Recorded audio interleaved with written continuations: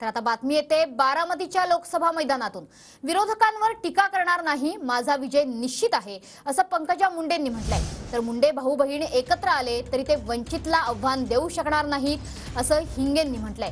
ज्योती मेटेंना वंचितने offer दिली, मात्र त्यांनी ती नाकारली अशी माहिती सुद्धा हिंगेंनी दिली आहे। तर बीडचा पुढचा खासदार बजरंग सोनवणेच असणार असा विश्वास तिसरे उमेदवार बजरंग सोनवणे यांनी व्यक्त केलाय। पर्यंत दुसऱ्यांसाठी म्हणजे अगदी तेव्हा रजनीताई पाटील उभ्या होत्या, तेव्हा मुंडे साहेब स्वतः उभे होते, तेव्हा प्रीतमताईंसाठी मी दरवेळी लोकसभेचा प्रचार केलेला आहे। पहिल्यांदा मला स्वतःला मत मागण्याची मला वाटतं संधी मिळालेली आहे। मी एक निश्चय केला आहे की मी या निवडणुकीत विरोधकांवर बोलायचं फार काही मला गरज पडणार नाही। अभिनंदन त्यांचंही। हो, मला आता विजय निश्चित वाटतो, कारण माझा विजय नाही आहे तो बीड जिल्ह्याच्या प्रत्येक माणसाचा विजय आहे। त्यांचा स्वाभिमान संसदेत बसणार आहे, मी नाही। धनंजय मुंडे, पंकजा मुंडे दोन्ही कट्टर राजकीय भावंड आज एकत्रित आलेत।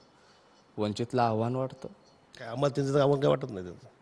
नाही, सुरुवातीला बाळासाहेब आंबेडकरांनी ज्योतिताई मेटेंना जर उमेदवारी मिळाली तर मेटे साहेब हे बीड जिल्ह्याचे भूमिपुत्र होते आणि महाविकास आघाडीने त्यांना उमेदवार दिल्यास आपण त्या ठिकाणी उमेदवार देणार नाहीत अशी भूमिका बाळासाहेबांकडे सर्व आम्ही जिल्ह्यातील कार्यकर्त्यांनी मांडली होती आणि बाळासाहेबांनी सुद्धा त्याला होकार दर्शवला होता।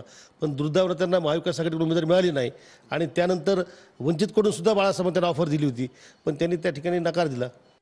लोकांच्या भावना या आहेत की लोक एकच म्हणतायत की आम्हाला मागील 15 वर्षापासून खासदार पाहायला मिळालेला नाही।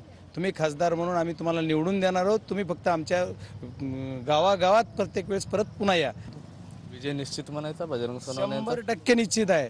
हे मला नाही, तुम्हाला कळतंय, जनतेला कळतंय, सर्वांना कळतंय। बीड जिल्ह्याचा येणारा खासदार बजरंग सोनवणेच असणार आहे।